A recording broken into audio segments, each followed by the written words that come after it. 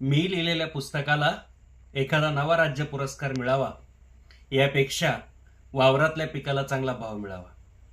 मला संमेलनात बोलवावं, पेपरात माझा फोटो यावा, टीव्हीवर मी दिसावा, या सगळ्यांपेक्षा पीक भर फुलाऱ्यात गेल्यावर विहिरीनं पाण्यासाठी तळ गाठू नये, बापाच्या डोळ्यातलं हिरवं स्वप्न दुष्काळानं फाटू नये, हीच जास्तीत जास्त असते काळजात.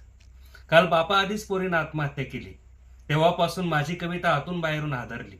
कारण नुसतं आबळच फाटलं असं नाही, तर मातेसारखी माती सुद्धा आमच्यावरती रुसली आहे. या देशातली अख्खी व्यवस्थाच चिखलात जाऊन बसली आहे. त्यांनी गावं बुडून धरणं बांधली, पाणी फायलींमध्ये गडप. यांनी समृद्धीसाठी रस्ते केले, त्यावर गिधडांची झडप. कर्जमुक्तीचं हिरवं कणीस दाणे कुठं आहे, आजचे दिनचे नुसतेच ढोल गाणे कुठं आहे. मी लाभार्थी, माझं सरकार माझ्यावरतीच गोळ्या झाडतं. आश्वासनांचा रोज मुसळधार पाऊस रान पाण्यासाठी जळतं.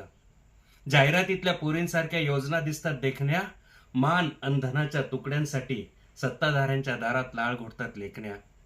टीआरपीचा खिसा भरून बातम्या आत्महत्येचा टाहू फोडतात. टाळ्या मिळतील अशाच साऱ्या संघटना भाषणं जोडतात. जो तो उठतो, आमच्या टाळूवरचं लोणी खातो. शेतकरी मात्र वावरामध्ये वावरासारखंच भेगाळत राहतो. म्हणून गल्लीपासून दिल्लीपर्यंत आता खोल नांगरट घ्यावी लागेल. तेव्हाच तुमच्या माझ्या आयुष्यातलं तण जाईल आणि या नांगरटीला मी तुमच्या पुढे आणि माझी कविता माझ्या पुढे राहीन.